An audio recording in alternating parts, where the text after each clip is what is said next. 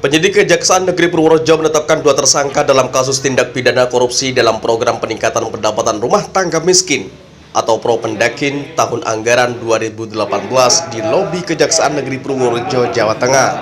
Sedarso Kepala Kejari Purworejo melalui Muhammad Arif Yunandi selaku Kasih Intel Kejaksaan Negeri Purworejo saat jumpa pers mengatakan bahwa sebagai acuan dasar pelaksanaan program penyaluran bantuan keuangan tersebut, yakni bersifat khusus kepada Pemdes untuk meningkatkan pendapatan rumah tangga miskin yang bersumber dari APBD Purworejo tahun anggaran 2018.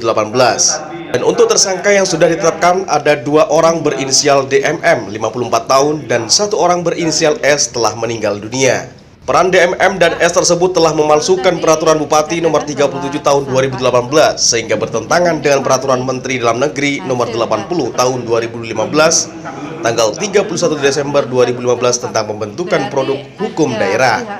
Akibat mengubah dan memalsukan peraturan tersebut mengakibatkan dampak menghilangkan kebijakan awal Propendakin yang telah ditetapkan sebelumnya.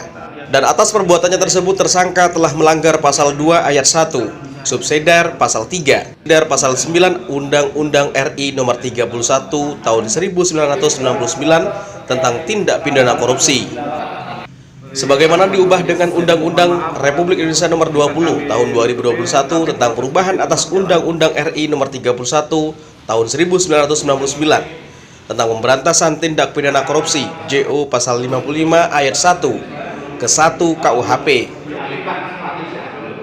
Portal Indonesia dari Purworejo, Jawa Tengah, Fauzi melaporkan.